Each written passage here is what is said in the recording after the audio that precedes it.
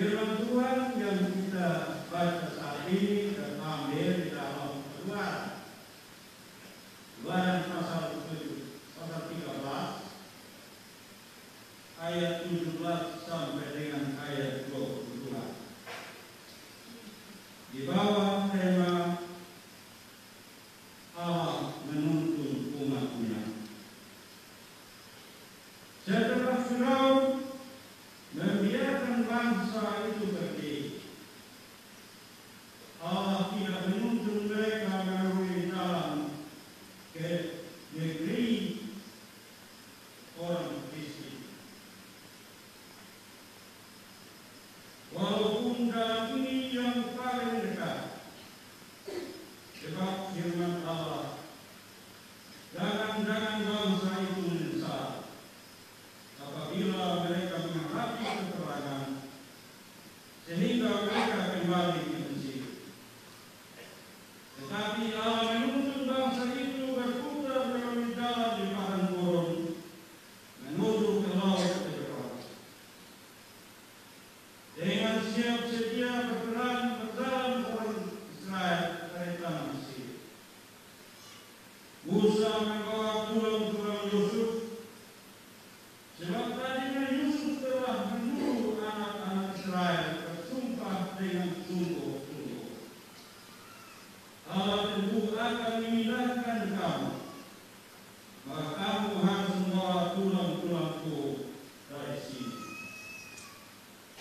Demikianlah mereka berangkat dari Sukot dan berkemah di Etam, di tepi padang gurun. Tuhan berjalan di depan mereka pada siang hari dalam tiang awan untuk menuntun mereka di jalan, dan pada waktu malam dalam tiang api untuk melindungi mereka, menerangi mereka, sehingga mereka dapat berjalan siang dan malam. Dengan tidak berhari, tiang awan itu tetap ada pada siang hari, dan tiang api pada waktu malam di depan bangsa. Demikian firman Tuhan. Saudara-saudara, Tuhan Yesus berkata, berbahagialah orang yang lapar dan haus akan kebenaran, karena mereka akan dipuaskan. Haleluya.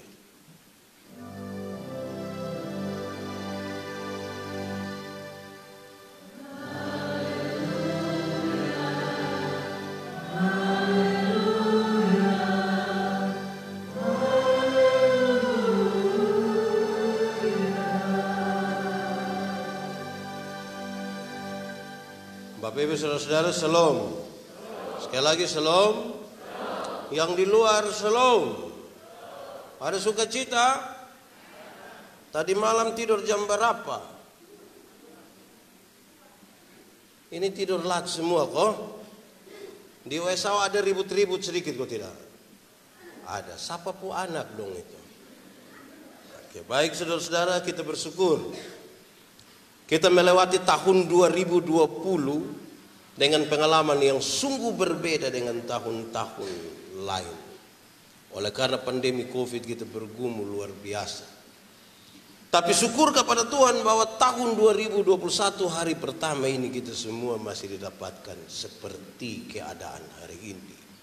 Kita optimis bahwa 2021 kita masih tetap akan bisa berjalan bersama Tuhan. Amin. Majelis Sinode menetapkan tema untuk hari ini adalah berjalanlah Tuhan bersama dengan kami.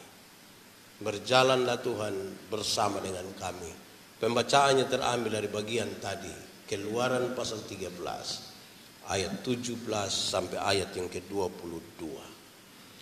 Saudara-saudara, ini kisah tentang Tuhan menuntun bangsa Israel keluar dari tanah Mesir. Kenapa mereka berada di tanah Mesir? Karena Yusuf ada di sana. Waktu Yusuf ada di sana, mereka pindah rame-rame ke sana. Dan setelah Yusuf tidak ada, bangsa ini menjadi ancaman bagi bangsa Mesir. Terjadilah perbudakan 430 tahun lamanya. Dan kemudian Tuhan bilang, sekarang Musa bawa mereka keluar dari tanah Mesir, tanah perbudakan itu. Saudara-saudara, selama 430 tahun hidup sebagai budak, saudara bisa bayangkan tiap-tiap hari mereka hanya bekerja untuk kepentingan orang lain. Mereka dipaksa, mereka dipukul, mereka dianiaya. Kesimpulannya ringan, pasti mereka tertekan. Bayangkanlah kalau tertekan 430 tahun. Ini hidup sangat tidak aman. Saya coba mencatat saudara-saudara, kalau orang yang hidup tertekan itu biasanya apa yang terjadi dalam hidup. Saya catat kira-kira 4 saja, yang lain saudara lanjutkan. 1, orang yang tertekan itu biasanya cepat tersinggung. Tersinggung sekali. Di Esau ada yang tersinggung. Itu karena dia tertekan. Tahu siapa yang tekan sendiri, tapi dia tertekan. Orang tertekan itu cepat tersinggung. Orang yang tertekan itu biasanya yang kedua cepat marah. Sulit omong apa itu. Sedikit-sedikit marah. Sedikit-sedikit marah. Sedikit-sedikit marah. Marah kok sedikit-sedikit Di Esau ada. Tertekan dia itu. Ketiga, orang yang hidupnya tertekan itu biasanya cepat putus asa. Tidak bisa. Saya tidak ada harapan. Kalau dia sakit, setiap kali kita datang bilang, Bapak dong berdoa kok karena Tuhan ambil saya sudah. Ini kita mau hidup pikir apa, mati sekarang mati besok sama saya, tapi lebih baik sekarang. Saya bilang, Bapak jangan dulu. Kasihan istri, kasihan anak, apalagi utang ada lagi. Kan itu kasihan orang itu. Jangan Bapak cepat-cepat mau pergi, tunggu. Nanti ada di waktu. Saudara-saudara, yang keempat, orang yang tertekan itu biasanya ketakutan sekali. Dia tidak bebas untuk melakukan apa-apa. Dia ketakutan betul-betul. Saya menyebutkan hal-hal ini sebagai mental budak. 430 tahun dan sekarang Tuhan membawa mereka keluar. Apa sih sesungguhnya tujuan Tuhan membawa mereka keluar dari tanah perbudakan itu?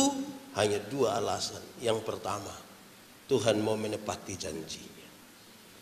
Janji kepada Abraham, Ishak dan Yakub bahwa bangsa ini akan tinggal di tempat yang penuh dengan susu dan madu, bukan di tempat penuh perbudakan. Berdasarkan itu, Tuhan membawa mereka keluar dari tanah Mesir. Yang kedua, saudara-saudara, tujuan Tuhan adalah Tuhan ingin membebaskan mereka. Penindasan harus selesai sudah. Ketakutan harus selesai sudah. Supaya bangsa ini berjalan dalam sukacita. Pembacaan tadi mengisyaratkan dengan baik. Sebenarnya ada jalan yang pendek. Tetapi Tuhan atur supaya mereka berputar sedikit lebih jauh. Bukan saja soal jaraknya yang tambah jauh karena berputar. Tetapi waktu yang dipakai semakin lama. Kenapa hal itu kemudian menjadi penting, saudara-saudara? Karena di hadapan Tuhan ini menjadi penting. Bangsa ini harus dilatih. Selama ini mereka itu hanya hidup menurut apa yang orang buat. Marah, pukul, segala macam mereka lakukan. Hari ini mereka harus melatih dirinya. Melatih dirinya untuk berhadapan dengan tantangan demi tantangan. Dan Tuhan berjalan bersama-sama dengan mereka. Mereka perlu latihan. Pembacaan tadi bilang begini. Jangan-jangan baru perang 1 kali mereka sudah takut dan mereka kembali. Mereka butuh latihan untuk berhadapan dengan masalah-masalah dalam hidup mereka. Yang kedua, saudara-saudara, jalan ini menjadi panjang. Waktunya semakin lama. Kenapa? Karena Tuhan ingin merubah mental mereka. Mental sebagai budak itu harus dirubah menjadi mental seorang raja. Kenapa? Karena mereka akan masuk ke Kanaan, tanah yang berlimpah susu dan madunya. Budak kalau pegang susu madu yang banyak sekali, harta yang berlimpah, susah.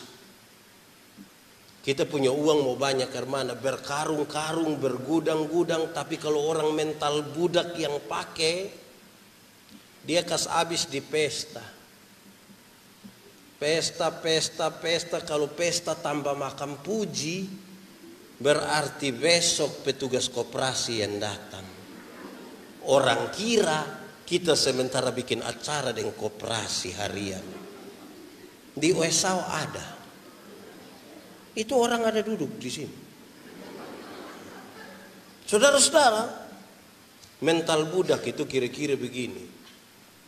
Mental budak itu kalau kerja, budak-budak itu kalau kerja komandor jaga, itu mereka rajin ngiri. Tapi kalau mandor balik belakang dan pulang, dorang langsung bikin pengucapan suku. Itu budak itu. Kerja karena tekanan. Harus orang lain lihat baru dia semangat. Tapi kalau kerja sendiri rasa pemalas. Di Esau ada.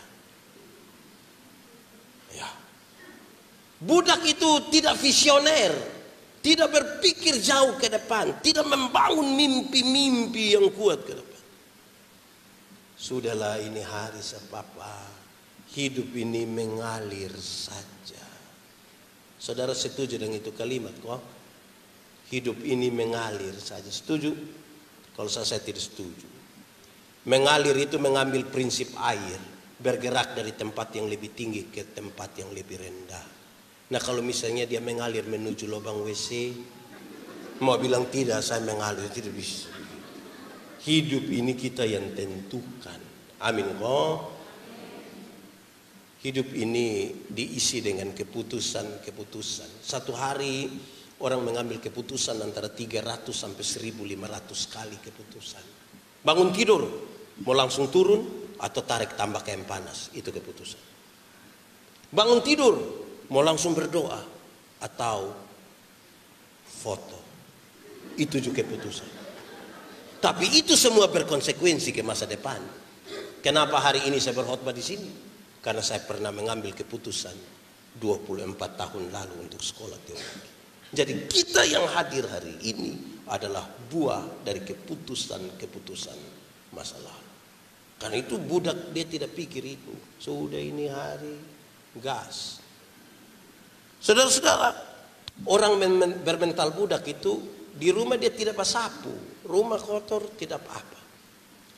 Tapi ketika ada informasi bilang Pak Bupati mau lewat dia pemuka rumah, itu dia akan sapu sampai tengah jalan raya.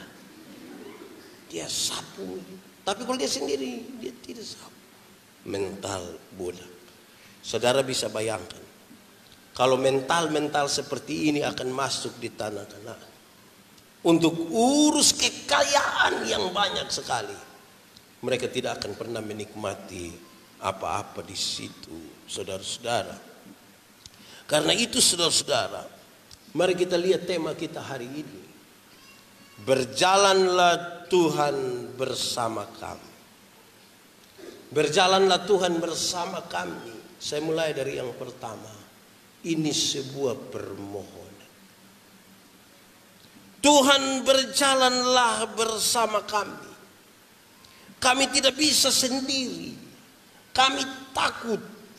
Kami rindu Tuhan ada bersama-sama dengan kami setiap saat. Sebab kalau Tuhan ada, kami aman. Pembacaan ini kalau kita baca selanjutnya, pimpinan Tuhan itu luar biasa, saudara. Ketika mereka lapar, Tuhan kasih makan. Ketika mereka haus, Tuhan kasih minum. Malam Tuhan jadi tiang api. Siang Tuhan jadi tiang awan bagi mereka. Mereka tidur, Tuhan mengerjakan makanan bagi mereka. Pagi mereka pungut roti yang disiapkan dengan cuma-cuma. Alkitab mencatat lebih. Mereka berjalan 40 tahun tapi kasut mereka tidak robek. Bayangkan 40 tahun tidak kaki ini sepatu robek. Tuhan terlalu luar biasa ya. Kita ini tidak jalan piman mana kaki pica-pica. Ini 40 tahun. Wih, luar biasa. Jangan lihat kawan di sebelah punya. Ini luar biasa pimpinan Tuhan. Saudara, 40 tahun berjalan dengan tidak mengganti pakaian itu. Tapi tetap aman. Saudara bisa bayangkan, kita kalau 2-3 hari tidak ganti baju itu. Woi, anak kecil kalau dia tidak ganti, kita masih semangat. Saya berkhotbah, saya bilang begini, beda bau acam dengan bau asam. Kalau bau acam itu anak-anak kecil kalau dia lari-lari kau bakar mari kau om cium sedikit dulu, mari dulu, aduh, bau acam itu menggemaskan, itu menggemaskan. Tapi kalau bau asam itu beda Itu kita tidak omong dengan ekspresi, pas kita weh mandi doko. Ini jalan 40 tahun tidak ganti, ini penyertaan Tuhan terlalu sempurna atas mereka. Tuhan, kami tidak dapat jalan sendiri. Kami mohon Tuhan berjalan bersama-sama dengan kami. Ini permohonan dari orang-orang yang lemah dan dia tahu kalau Tuhan ada di kuat. Apapun masalah di depan dia kuat. Saya pun bapak itu guru olahraga. Itu badan besar. Kalau saya jalan dengan dia, saya bisa jalan bagaya-bagaya. Lihat anak yang saya bangsa dengan saya. Saya pun bapak di sana. Tapi kalau saya jalan sendiri itu, aduh, itu kesakit itu di pun jalan.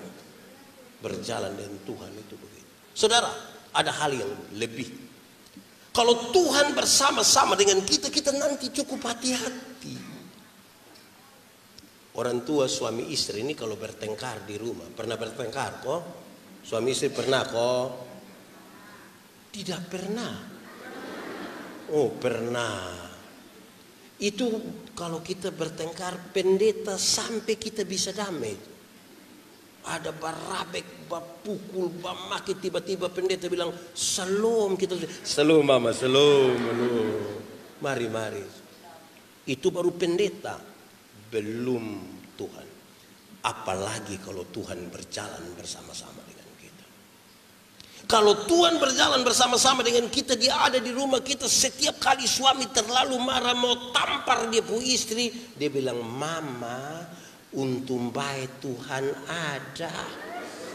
Kalau tidak mau, di Esau ada suami yang biasa pukul istri, itu Tuhan tidak ada di dalam rumah. Sebab kalau Tuhan ada kan dia perasaan. Saya mau tanya ibu-ibu yang biasa kena pukul dari suami, coba angkat tangan. Jangan berani angkat tangan pulang kena pukul ulang. Kalau Tuhan ada tinggal bersama-sama dengan kita itu saudara luar biasa. Setiap kali istri terlalu marah mau maki dia pu suami, dia bilang Bapak, untung baik Tuhan ada. Kalau tidak Bapak rata. Untung baik. Di sini ada mama tukang maki. Ada. Dia ada duduk di sini. Dia pakai baju warna apa? Itu Tuhan tidak ada di dalam rumah. Saya bilang kepada anak-anak muda, woi Tuhan kalau ada dengan kita tuh baik. Saya besar di Soe saudara. 40 tahun lalu itu kan kita masih nonton TV hitam putih dong. Bapak dong masih ingat TV hitam putih. Kalau mau bikin dia warna, kita cari kaca warna itu. Bukan warna dari dalam, tapi warna dari kaca. Pakai aki, jadi kalau tiba-tiba aki soak, nah sudah artis dong langsung terlipat. Jadi kalau pemerintah putar film di lapangan, woi kami semangat. Kami pasti penonton. Padahal hanya film KB. Bukan ikatan cinta. Tapi kami penonton. Waktu pergi itu tidak ada masalah. Waktu pulang, itu baru masalah. Waktu pergi itu kan sore. Masih ada matahari, terang. Tidak masalah. Waktu pulang malam. Masalah. Di sore ini kan dingin lagi, gelap lagi. Pohon-pohon besar, apalagi orang bilang, awas itu pohon. Pernah dengar orang omong, itu pohon. Pohon mana melahirkan setan? Tapi kan kita ketakutan jadi awas itu pohon. Tapi orang-orang sebangsa saya, seusia saya pasti hafal lagu ini. Yesus itulah satu-satunya penolongku yang sungguh. Dalam nama Yesus ada kemenangan. Itu kita jalan itu setan minggir. Saudara lihat kalau jalan sama-sama dengan Yesus itu Anak muda dong. Anak muda. Di sini tidak ada anak muda. Ini tanta-tanta semua. Anak-anak muda, kamu harus hafal itulah. Harus hafal. Ya nona-nona muda mesti hafal. Supaya kalau kamu ada nyongko dia mau pegang kamu pun tangan, kamu langsung dalam nama Yesus. Dia langsung lepas. Saudara, ada lagu anak sekolah minggu yang baik yang menunjukkan kalau kita berjalan bersama-sama dengan Tuhan. Itu lagu bilang begini. Hati-hati gunakan tanganmu. Hati-hati gunakan. Karena apa? Karena Bapa di sorga melihat. Hati-hati. Karena kita kira orang tidak lihat kita, tapi Bapa Tua ada lihat. Karena dia bersama-sama dengan kita. Hati-hati. Pegang HP hati-hati. Karena Bapa Tua lihat. Biar mau sembunyi dari isu. Tapi Bapa Tua lihat. Tapi jangan tunggu orang ada hitung uang di dalam ruangan baru bilang hati-hati gunakan itu dia bisa tersinggung itu. Dia keluar, kamu maksud apa menyanyi itu lagu? Itu lagu dorang itu sengaja saya sampaikan kan kita familiar di lagu itu. Supaya kita sadar bahwa Tuhan ada dekat-dekat dengan kita. Dan kalau kita berjalan bersama Tuhan aman. Tuhan berjalanlah bersama kami Tuhan karena roh memang penurut. Tapi apa? Daging lemah. Daging lemah. Coba angkat tangan yang di pun daging semulai lemah. Supaya kita minta Tuhan berjalan terus bersama-sama dengan Dia. Kadang-kadang kita rasa kita terlalu kuat. Padahal sesungguhnya dari hari ke sehari kita tambah lemah, Kita butuh Tuhan di situ. Ini permohonan orang-orang yang dia tahu bahwa dia lemah sekali. Dia butuh Tuhan di situ. Kedua, saudara-saudara, berjalanlah bersama kami Tuhan. Kenapa? Tuhanlah yang membawa kami keluar dari Mesir. Berarti Tuhan punya tujuan sendiri toh.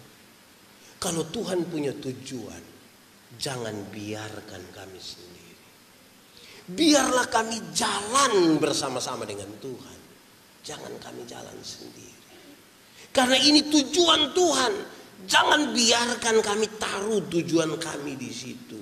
Karena Tuhan pasti punya tujuan tersendiri. Supaya kami tidak berhenti di perjalanan itu. Saudara-saudara, memang kita melewati banyak hal, tapi pasti Tuhan punya tujuan. Tadi malam waktu berkhotbah di khotbah akhir tahun. Saya kasih tahu. Saya melayani di satu tempat. Ada seorang istri yang punya suami ini tukang judi, tukang mabuk. Sama kayak satu orang di sini. Tukang judi, tukang mabuk. Tapi dia punya istri rasa bahwa dia punya istri tidak mampu untuk urus dia, lawan dia, karena suami kan punya pekerjaan sebagai guru, dia hanya ibu rumah tangga, tidak bisa lawan. Setiap hari ini ibu hanya menjalankan dia pun tugas. Kalau dia siap suami pembagian mau pergi sekolah, dia setrika, dia selalu menulis satu ayat Alkitab, dia isi di suami pun saku pakaian, saku baju.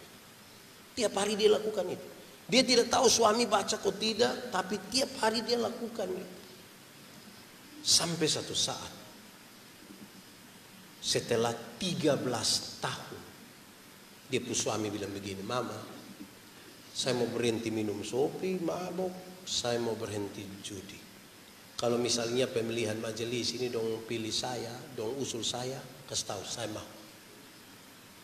Dia pun istri tidak kasih tahu di perubahan, dia pun istri senang sekali. Dia terpilih jadi majelis. Kemudian melayani 6 bulan, kemudian dia meninggal.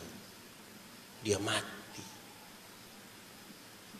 Tapi bukan karena dia berhenti sopi, berhenti judi, terus dia mati. Saya tidak kasih pesan begitu. Jangan sampai bapak-bapak dong pula bilang, Mama sudah dengar tadi.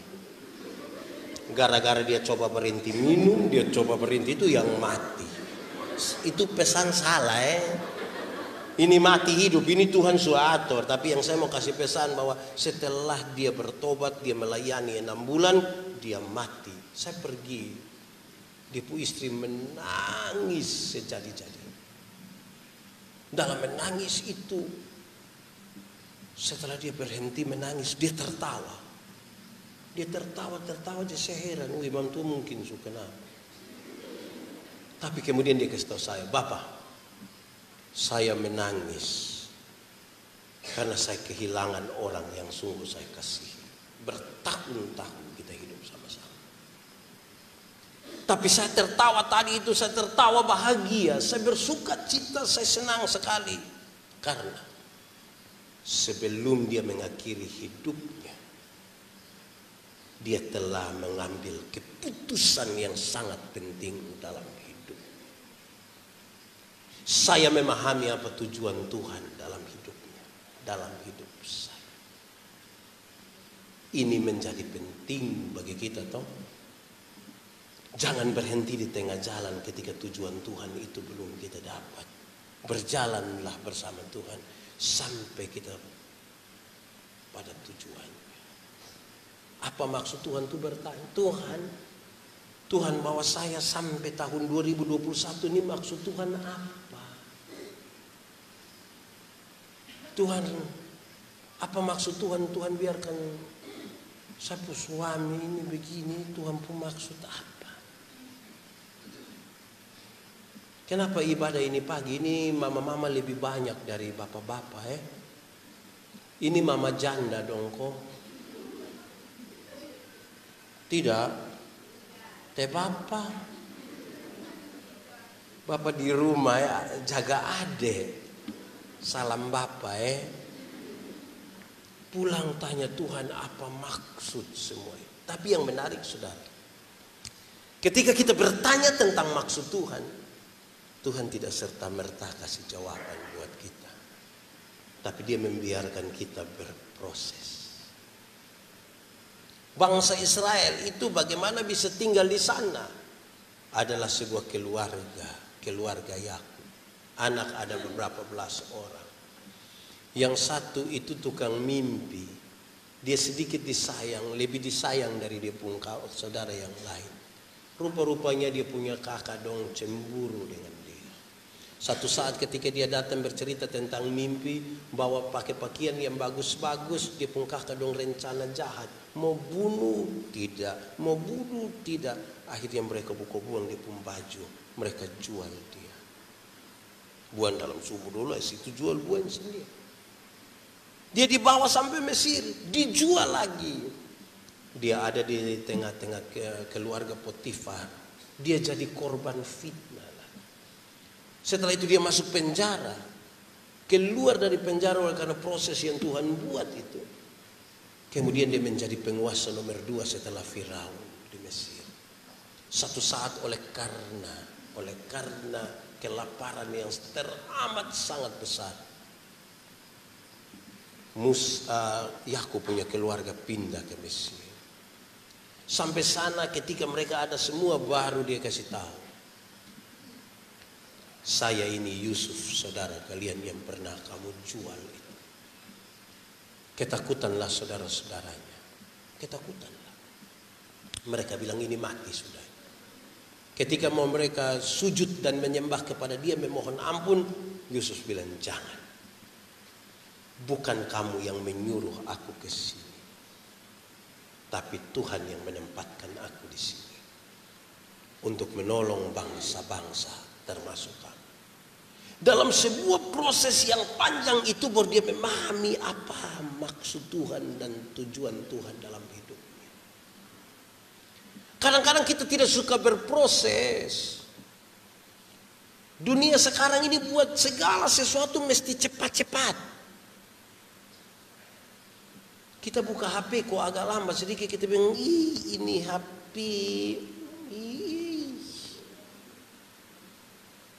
Akhirnya kita yang proses lama kita tidak mau. Banyak orang sudah tidak mau makan jagung ketemak lagi. Bukan soal jagungnya, tapi soal prosesnya. Masa jagung ketemak kan lama toh. Mau mendidih pertama, kita sudah lapar mati. Lebih super mie. Pulang, rendam air panas, langsung makan. Itu di kota. Kita di kampung tidak. Langsung. Jadi kita tidak mau proses. Nah, untuk memahami tujuan Tuhan ini kita butuh proses, saudara-saudara. Itu hal yang saya kira sangat serius dalam perjalanan ini. Jangan berhenti berproses bersama-sama dengan Tuhan. Ada tujuan Tuhan di sini. Ketiga, saudara-saudara, Tuhan berjalanlah bersama-sama dengan kami. Kenapa? Karena di gurun itu ada banyak sekali masalah, melewati masalah bersama-sama dengan Tuhan. Padang gurun itu kering. Padang gurun itu tidak ada air, panas sekali. Kalau malam dingin sekali. Padang gurun itu menawarkan badai gurun yang datang kapan-kapan saja. Ular kobra yang beracun. Kalajengking beracun yang besar. Tuhan berjalanlah bersama kami. Jangan biarkan kami sendiri di tengah-tengah masalah. Supaya apa? Ketika ada masalah-masalah dalam hidup kami pakai cara-cara yang Tuhan kasih tahu buat kami.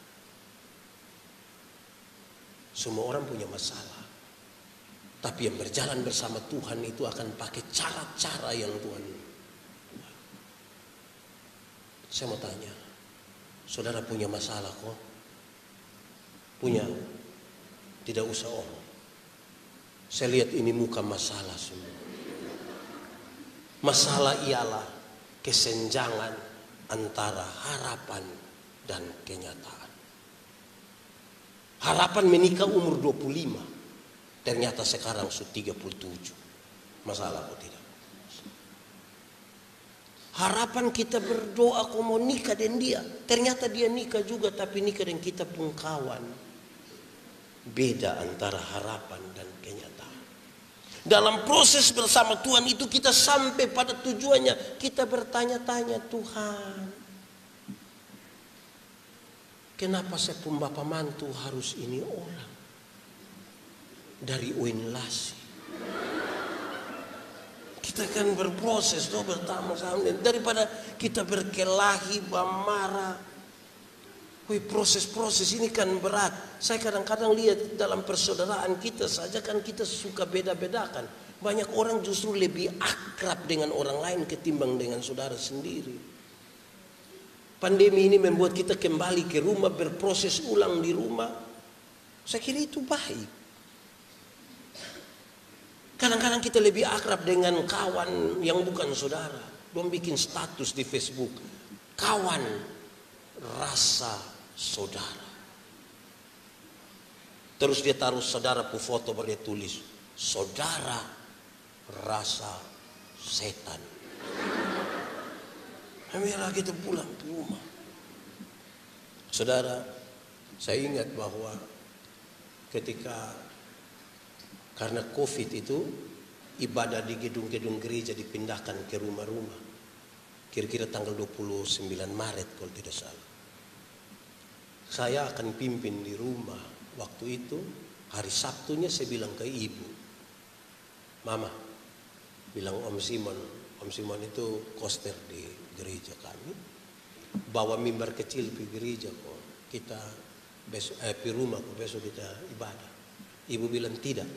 Saya bilang, Mama, kita tidak ibadah. Nah, kenapa tidak bawa mimbar? Ibu bilang begini, kok Bapak pendeta kok? Saya pendeta. Mama bilang tidak, kasih tinggal itu mimbar, kasih tinggal itu stola, kasih tinggal itu baju pendeta, kasih tinggal itu kolar. Besok itu Bapak hanya sebagai seorang suami yang memanggil istri, seorang bapak yang memanggil anak-anak untuk beribadah di rumah. Waktu kami mulai ibadah, lagu pertama dinyanyikan, saya lihat ibu pu air mata mulai jatuh. Setelah ibadah kami duduk bercerita, saya bilang begini, Mama, tadi saya lihat Mama menangis, kenapa? Ibu bilang begini, saya berpikir jauh ke belakang. Dulu gereja-gereja mula-mula itu beribadah dari rumah, di rumah. Dalam sebuah situasi politik dan situasi sosial yang tidak segampang hari ini. Kadang-kadang mereka harus begitu bersembunyi untuk beribadah. Kenapa? Sebab berani ada orang mengaku Yesus itu Tuhan, bisa saja dia dibunuh mati, apalagi beribadah kepadanya. Tapi sayang bahwa ketika situasi politik dan situasi sosial semakin bagus, semakin terbuka, di gereja-gereja mulai makin terbuka besar dan orang-orang makin datang ke gereja. Ternyata mereka mulai melupakan ibadah di rumah-rumah. Rumah-rumah mereka tinggalkan ibadah, mereka datang beribadah di sini. Akhirnya bisa saja kami pendeta, penatua, diaken, kami bisa jadi pendeta, penatua, diaken bagi orang lain punya rumah, tapi tidak bagi keluarga kami sendiri. Tuhan berjalanlah bersama-sama dengan kami melewati masalah ini. Di bagian terakhir ini saya akan bicara sedikit lebih panjang. Mereka yang berjalan bersama-sama dengan Tuhan, Tuhan berjalanlah bersama-sama dengan kami. Mereka adalah umat yang Tuhan pilih. Dalam konteks bangsa Israel, umat pilihan ini mendapatkan 3 hak yang serius. Pertama, dia mendapat hak untuk masuk tanah terjanji. Berjalan bersama-sama dengan Tuhan itu kita dapat hak. Hak untuk apa? Hak untuk masuk tanah terjanji. Itu konteks Israel. Konteks kita, perjalanan bersama Tuhan bukan saja kita melewati masalah demi masalah bersama Tuhan, tetapi kita ada dalam kekekalan bersama dengan Kristus di sorga. Kita punya keyakinan yang kuat, mati masuk surga karena kita jalan bersama-sama dengan Yesus, dengan Tuhan. Jangan sampai kita hanya bergaya melayani Tuhan. Saya begini-begini melayani 14 tahun. Bapak melayani begini lama, nanti yakin masuk surga. Tahulah ini. Wah, itu bahaya. Perjalanan dengan Tuhan itu perjalanan dapat hak masuk negeri terjanji. Yang kedua, saudara-saudara, perjalanan dengan Tuhan itu adalah perjalanan untuk kita mendapat hak untuk beribadah kepada Tuhan. Hak beribadah. Ibadah kepada Tuhan itu hak. Tapi sayang masih banyak orang melihat ibadah sebagai kewajiban dan bukan hak. Karena itu kewajiban itu dilaksanakan yang penting untuk memuaskan kewajiban dan bukan untuk menerima sebuah hak. Hak itu persis seperti BST. Tahu BST? Bantuan apa le? Yang baru itu. Yang 600, 1.200.000. Itu hak kewajiban. Hak kewajiban. Piko tidak. Oh saya kira mau bikin apa? Di rumah bosan ada kerja kok piko. Tapi karena hak makanya kita pi. Bank baru buka jam 8, kita sudah bisa pi dari jam 7:30 malam. Kita sudah ada memang di situ. Tidur. Karena apa? Hak. Kira-kira kalau itu 1.200.000 dong angka ame kira-kira 200.000. Saudara protes ke tidak? Protes ke tidak? Kenapa protes? Hak. Kalau saudara pu suami ibu-ibu lain datang kau ambil, protes ke tidak? Protes kok tidak ibu-ibu? Oh saya kira dia saya yang bisa. Karena kita berhak atasnya kita protes kalau kepada kita tidak diberikan toh. Ibadah itu hak. Siapa yang berjalan dengan Tuhan dia mendapat hak untuk beribadah kepada Tuhan. Saudara lihat ini hal yang saya kira sangat penting bagi kita. Supaya apa? Di saat dimana kita merasa sudah tidak berdaya itu, di saat dimana kita duduk dan merenungkan hari demi hari dalam perjalanan hidup ini, ternyata kita menyadari sesuatu yang luar biasa. Kita berhak sesuatu atas ibadah ini. Dengan Tuhan kita berjalan bersama-sama. Tapi yang ketiga,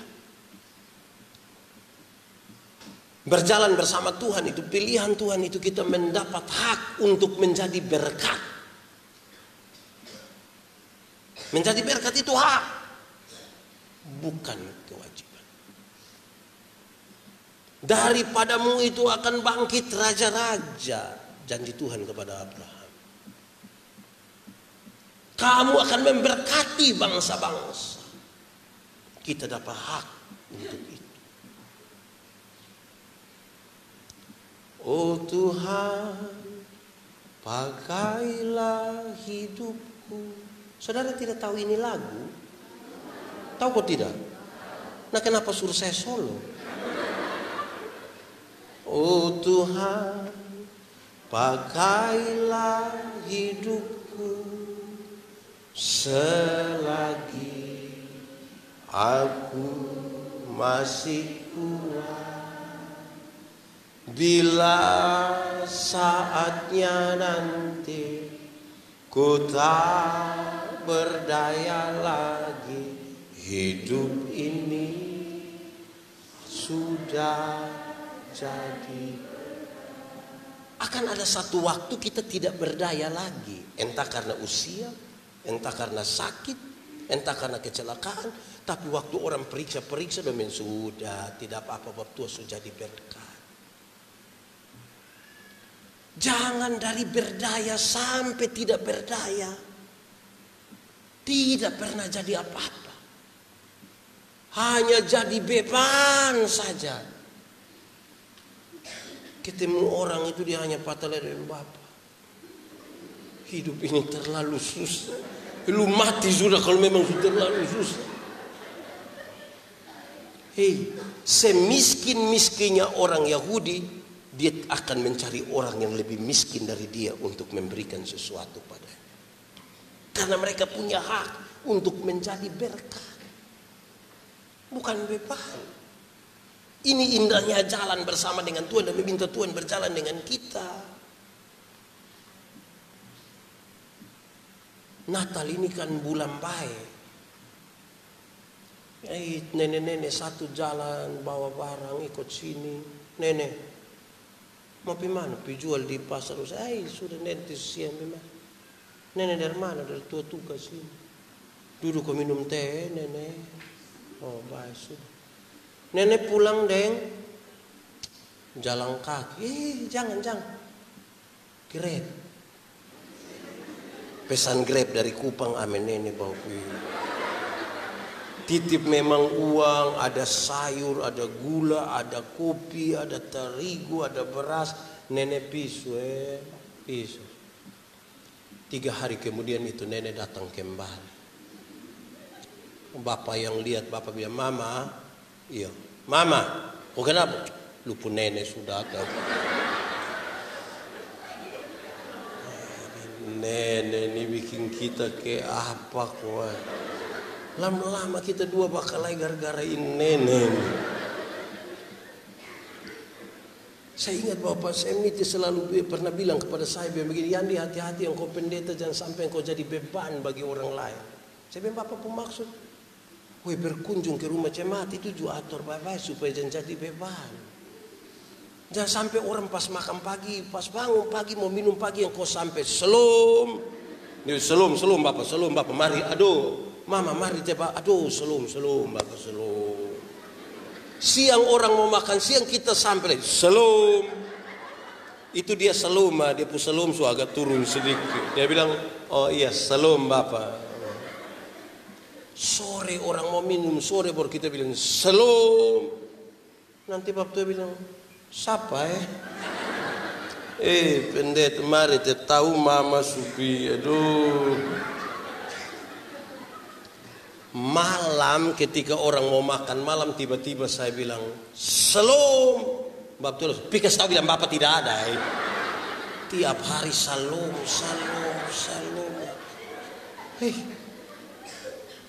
Di Wesau ada.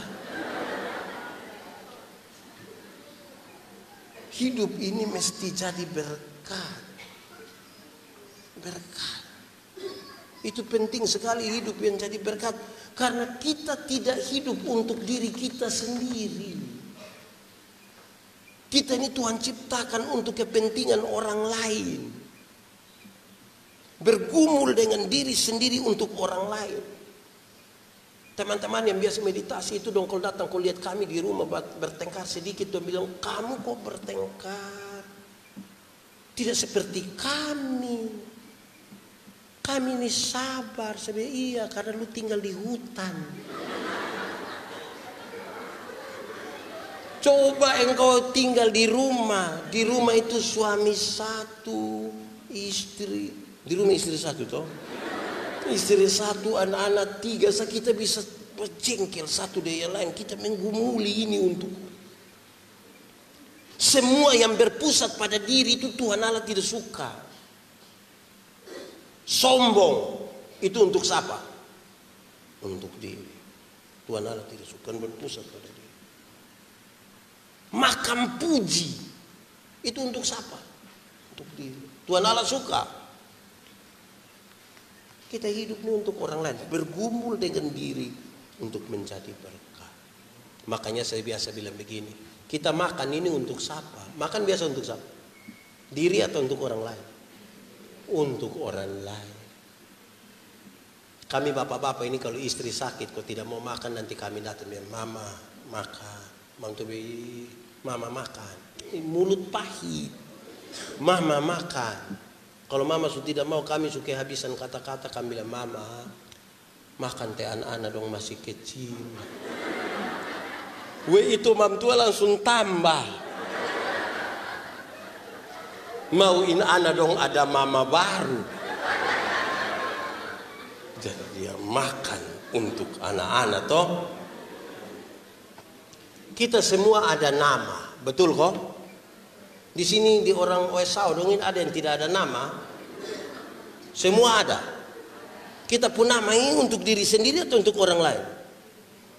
Untuk orang lain. Karena tidak ada orang memanggil namanya sendiri. Siapa yang dia mau makan dia bilang begini, Yandi, pi makan. Kan tidak begitu. Kita pun nama ini juga untuk orang lain, mesti jadi berkat. Kita semua pakai pakaian toh? Kita pakai pakaian ini untuk siapa sebenarnya? Untuk kita atau untuk orang lain? Untuk orang lain juga. Kalau kita sendiri kan kita tidak pakai juga tidak apa-apa. Kok kita sendiri-sendiri saja? Tapi karena ada orang lain itulah kita pakai. Supaya ketemu orang di jalan, orang tidak hihi.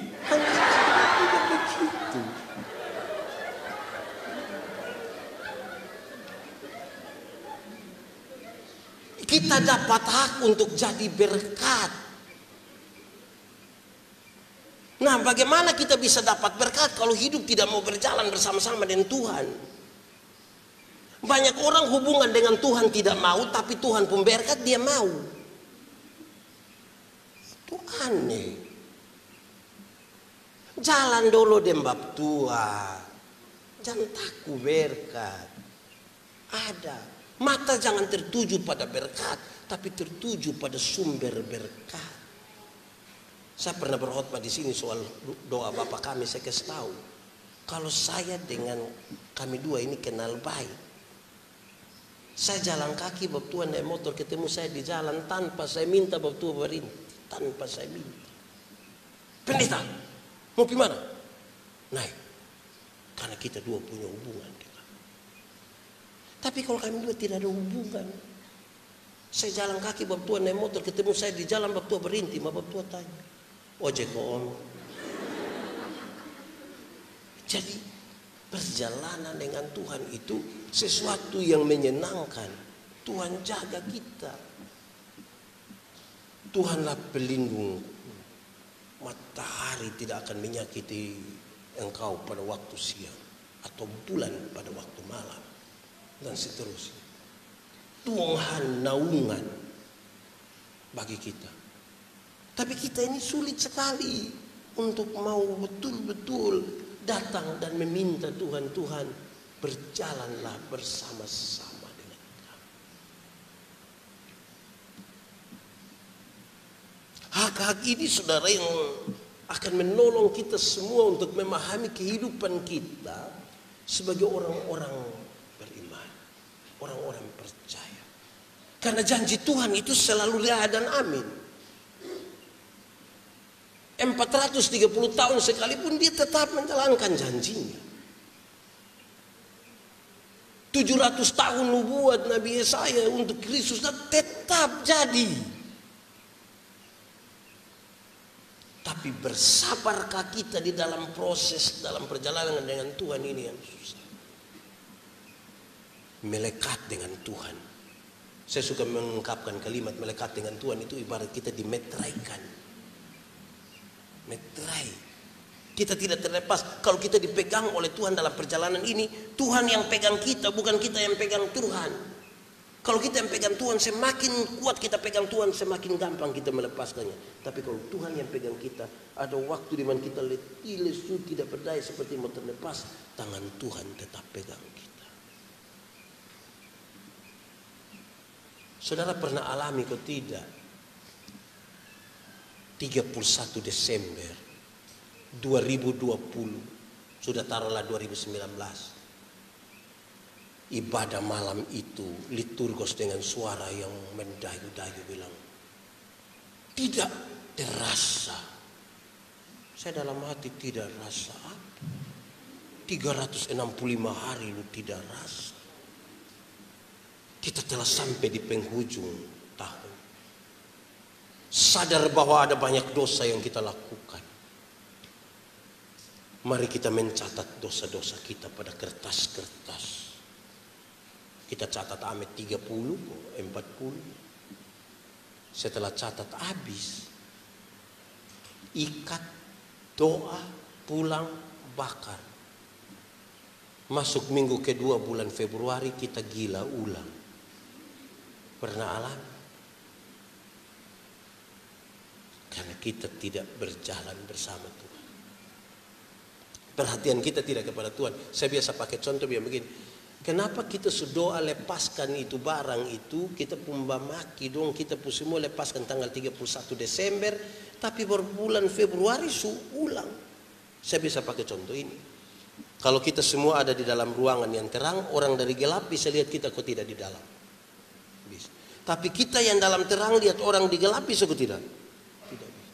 Lalu kenapa seringkali orang yang di terang ini masih bisa lihat di gelap? Jawabannya karena dia begini. Malui. Tahu malui? Kalau dia begitu, biasa dia begini.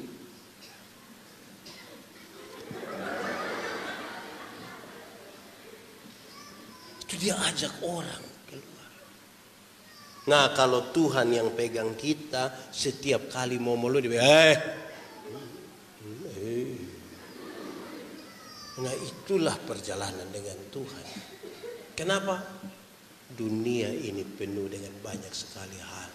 Berubah-ubah. Yang tidak berubah itu hanya Tuhan saja. Tapi kita manusia ini berubah banyak sekali dalam kita hidup. Dulu 10 tahun lalu kita foto itu kita rasa kita foto terbaik. Duduk jongkok gaya pemain bola kaki, kasih naik kera baju begini, terus ini kasih luka sedikit rambut, kasih taruh burung nuri lagi di sini.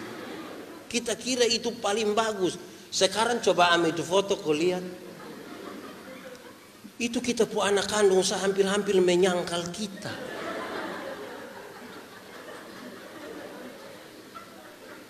Bapak yang mana? Bapak yang mana? Bapak ini bapak. Berubah saudara. Berubah, ada banyak hal yang kita hidup berubah. Lebih baik kita jalan sama-sama dengan Tuhan. Tuhan tetap setia dari dulu, sekarang, dan sampai selama-lamanya. Kok kita di rumah tangga saya berubah toh? Kita suami istri kan dulu pacaran dan menikah subeda. Soal panggil sabeda. Ibu-ibu ini kita panggil dia ketika masih pacaran itu. Kita pun kata mama belum selesai. Waktu nikah baru bulan madu itu mama belum selesai dia sudah nyaut. Kita baru ya itu belum habis itu dia suya itu. Soal panggil. Tapi coba sunika kok anak ada kita bilang mama sabar teh masih lain anak dulu. Tidak ada yang berubah dalam kita hidup itu toh. Ada banyak hal berubah. Saya bilang begini, kalau kita masih pacaran itu kalau bulan Februari itu orang bisa bawa bunga satu kok sembunyi di belakang berlutut dengan romantis dia bilang I love you. Itu pacaran. Sunika dia pulang paling-paling dia bawa bunga pepaya. Sampai dia punya mama tumis kau makan. Papa son tadi betul makan dengan kawan dulu. Berubah. Masih pacaran itu saudara. Itu nona terantuk di batu kita bisa marah batu. Ibu pun terantuk batu lu batu cari lu bikin beta pu ayang batu lu. Itu pacaran. Sunika jalan sama-sama kok mam tua terantuk sedikit dia bilang kau lupa mata di mana? Dasar tangan. Di Wesau ada yang waktu masih pacaran itu, itu nona belum jatuh kita su tangkap. Kadang-kadang minta tolong non, iya jatuh dong. Nona.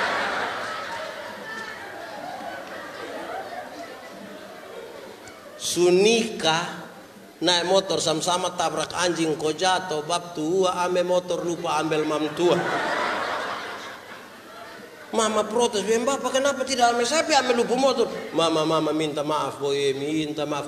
Mama sulunas ma ini motor masih 12 kali. Jadi perjalanan dari manusia itu berubah-ubah. Jangan bersandar pada manusia karena kita pasti kecewa. Mari bersandar kepada Tuhan. minta Tuhan. Oke, ada tantangan. Sejumlah komentator bilang begini, kesulitan-kesulitan di tahun 2020 nanti akan terasa sangat kurang dibanding nanti dengan tahun 2021. Rupa-rupanya mereka ingin kasih gambaran, walaupun ini prediksi, tapi sepertinya kesulitan 2021 akan lebih lagi. Tapi mari kita berjalan dengan Tuhan. Mari berjalan dengan Tuhan.